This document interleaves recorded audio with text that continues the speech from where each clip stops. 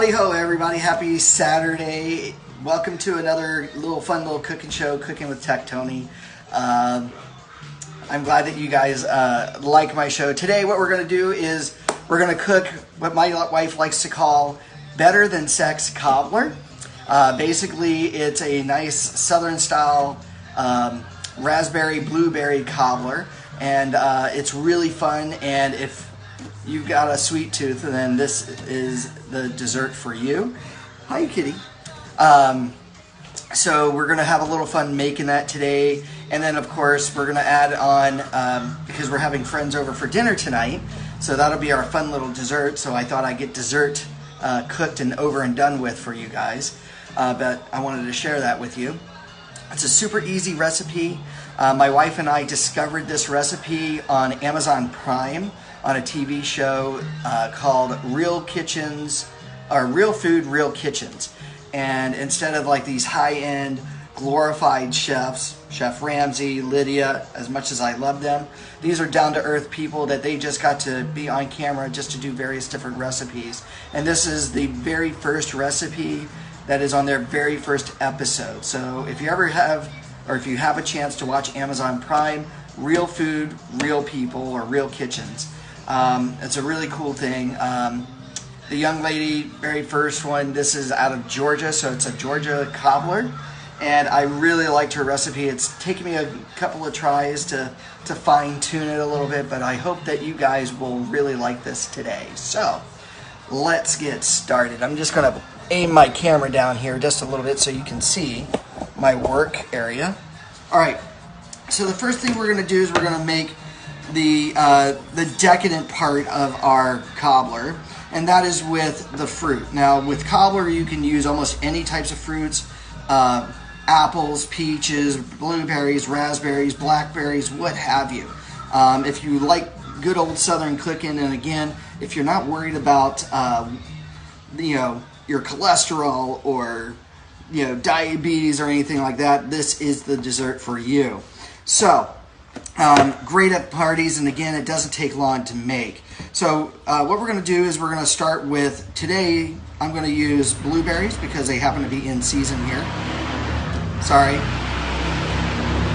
Gotta love being near Marguerite Parkway here. We got some nice blueberries. We're going to take a cup of blueberries, and we're going to take about a cup of raspberries. Reason why I like this particular combo, I did try blackberries, which were good, but for some reason blueberries has this unique sweetness to it, and the raspberry adds that beautiful tartness to it.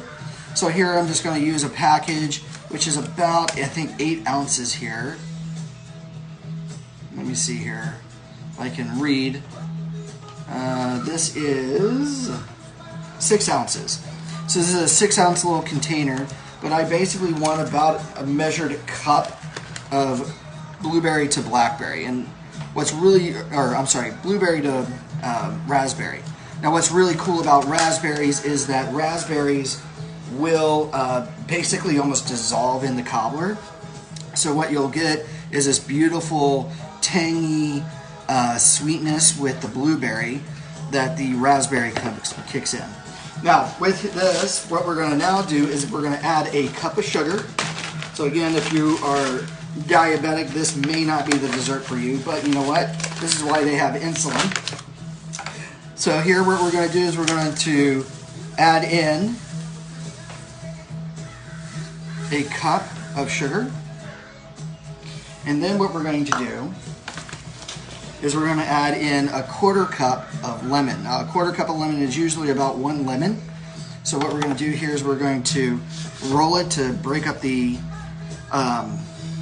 little, oh God, what is it called? Little pockets or whatever, the little, where the juices and stuff are, pulp. That's it. See, I'm having a problem today remembering things. So we just do a quick little roll, kind of loosen all that up, and now we're going to take our beautiful knife. Here, before I use my knife, I'm just going to hone it real quick. Now honing is different than sharpening. What we're doing is we're straightening out the edge on our knife. And then now what we're going to do is just simply slice through, just like so. And now we're going to try to catch the seeds, and we're going to put in this juice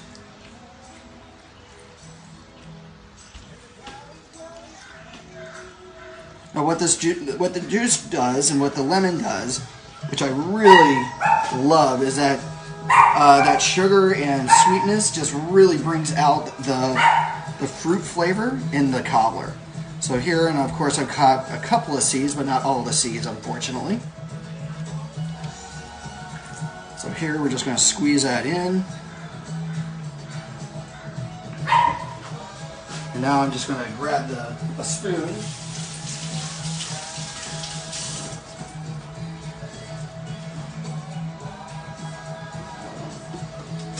And just going to fish out those seeds here. So here we've got a couple of seeds here and there, which what's really nice about this before juicing is that it's just right on top of everything.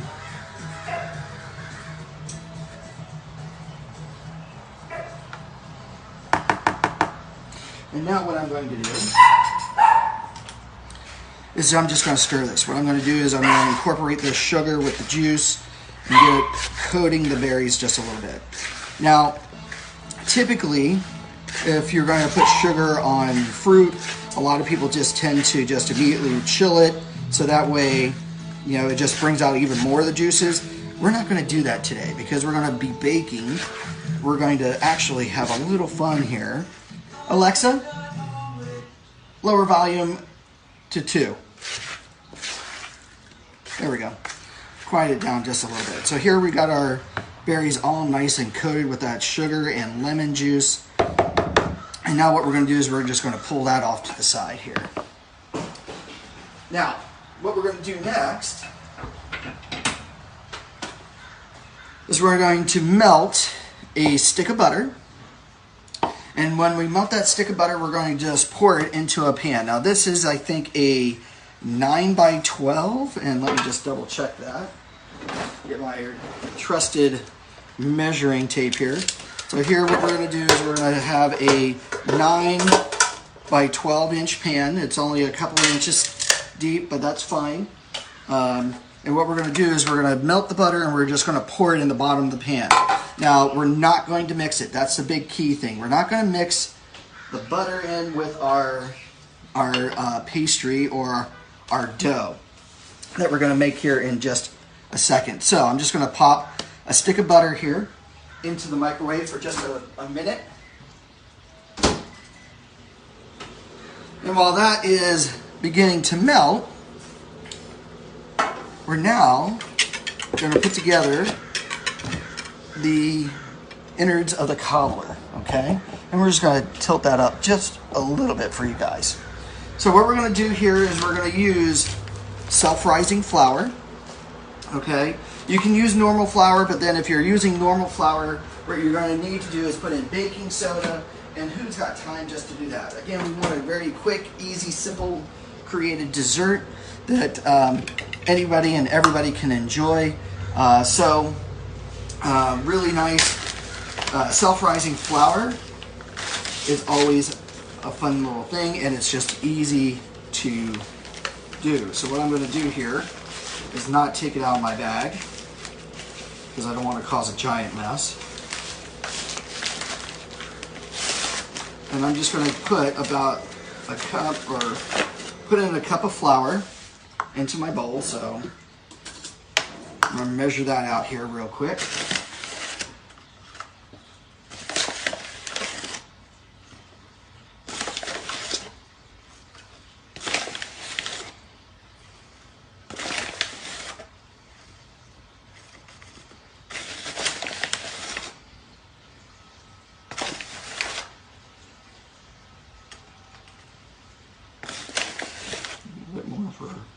Look, there we go. All right, so we're going to put in about a cup of self-rising flour.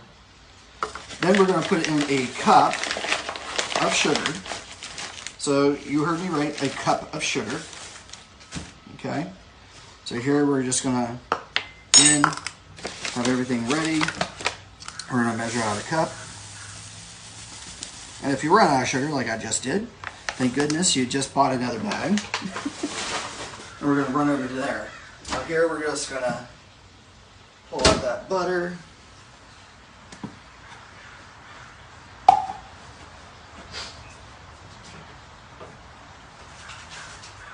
gonna grab my sugar.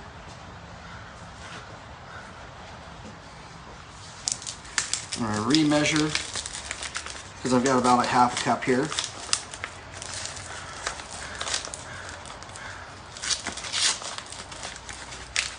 Now, if you watch the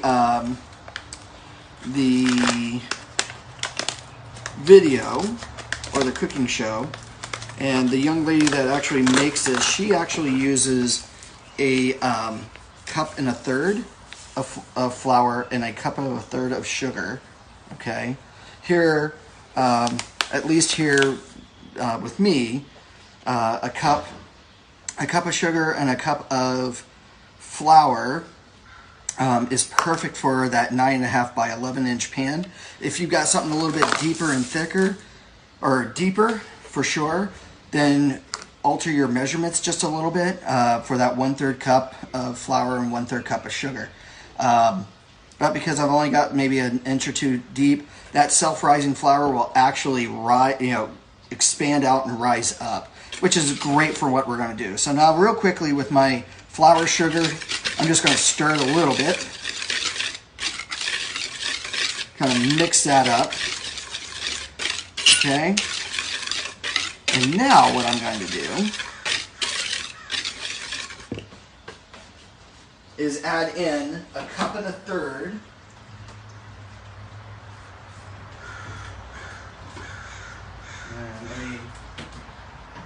sorry.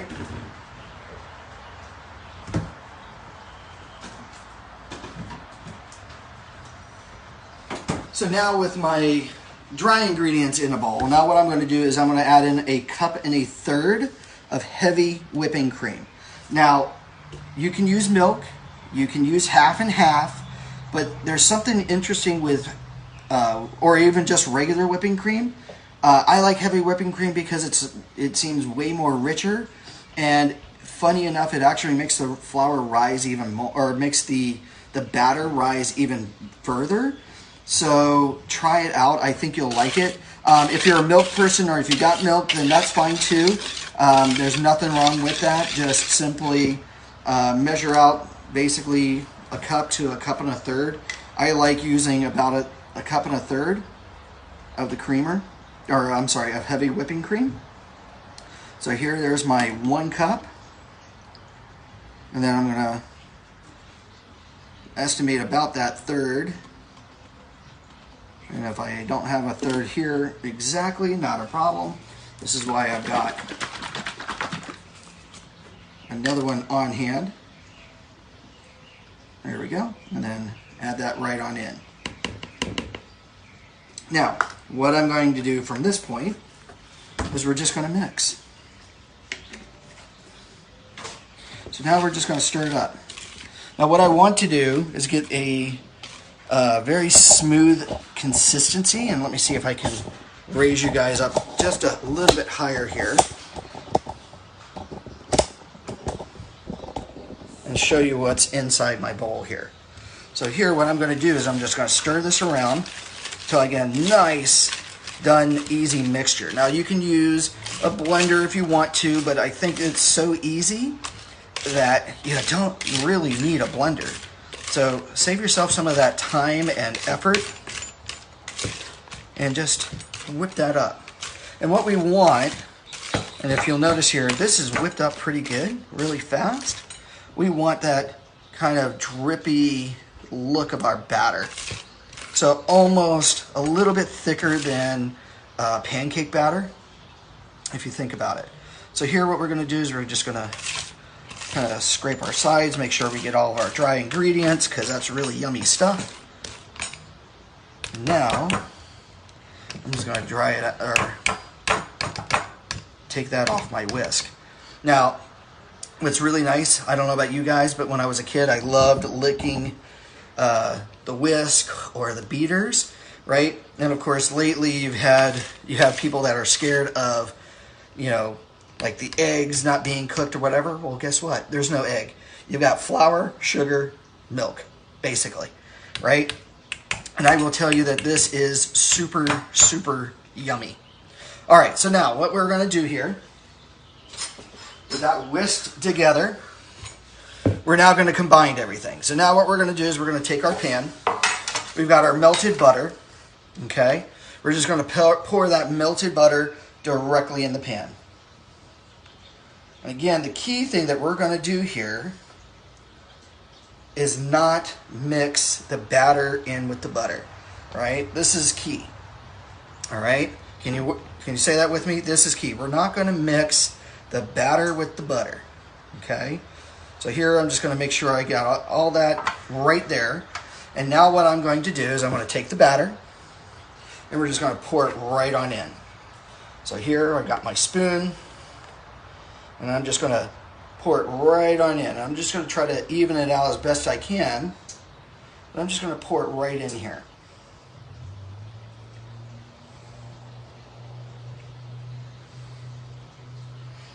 Okay.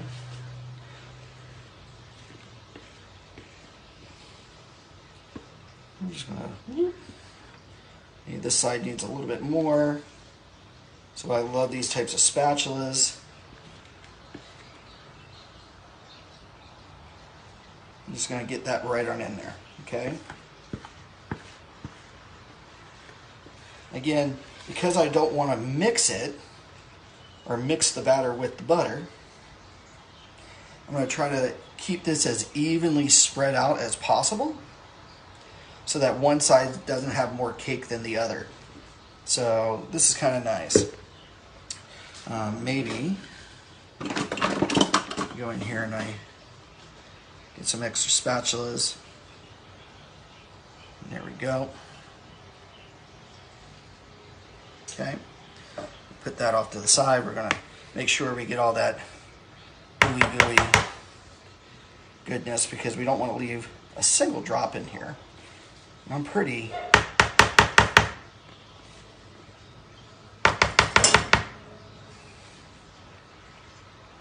make sure I get that everything out of that bowl if I can. But again, it's up to you guys. All right. So now, and by the way, I'm going to taste this. Oh, so good.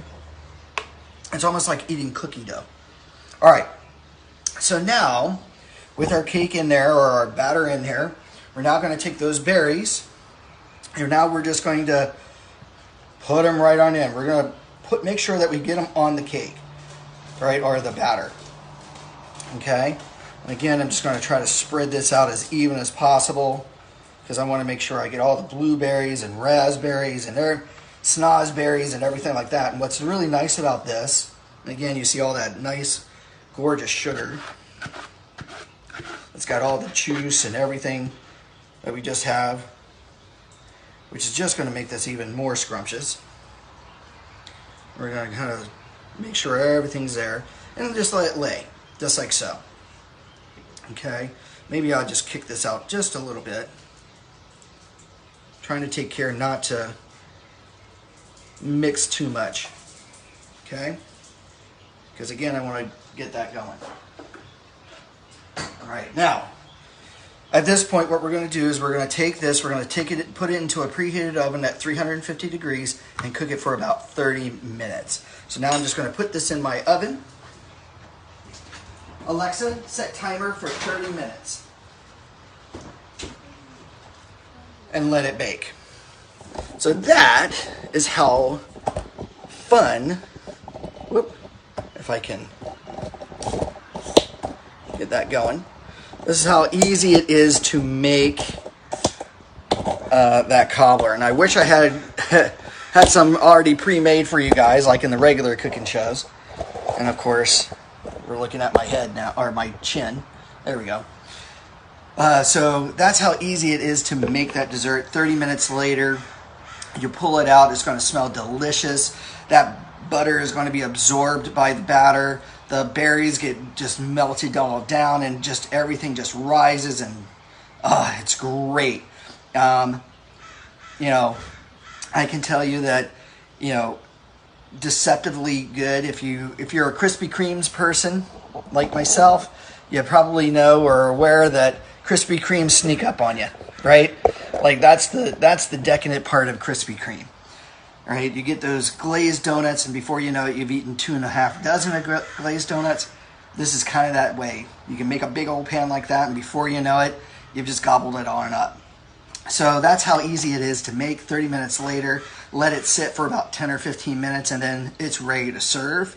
And again, it doesn't have any egg or anything like that. So I hope you guys try that one out, and I hope you like it. And hopefully, maybe after I show you what we're going to do next, it'll be ready just in time to show you the end result. Hey, let's see, how many minutes? Alexa, how many minutes on our timer? 8 minutes. All right, so let's see what 8 minutes has left on our thing, on our cobbler. So here we're gonna go down. There's our cobbler. Oh, it looks yummy, yummy. It may actually need more than 8 minutes, but see how it rose? So even though we only added in a cup of self-rising flour and a cup of sugar, it does, rise a little bit before it settles down as it cools. So definitely, if you're going to do this, don't do this in a small dish. At least with those amounts, have something that's kind of deep. I love the metal cooking pan non-stick. I've seen people use. I have tried it on the Corningware, and I don't get the same kind of results as I do in a metal pan. So this is definitely a metal pan thing. Okay, so the cobbler's been in for about 30 to 35 minutes. I kept it in there just a little bit longer to get that nice golden brown, and now we're going to take a look at the results and pull it out. So here we go. So, my love, would you mind holding that camera? Just like that. All right, so here, we're going to pull it out. And right here, there we go. That beautiful golden brown. Oh, so it smells yummy, yummy. So, Alexa, lower volume. So does it smell yummy, yummy, baby? Yes, it's incredible. So now what we're going to do is we're just going to let it sit and cool for about 30 minutes, and it'll be ready to serve. But it'll be great and perfect for tonight. Other than that, thanks, guys.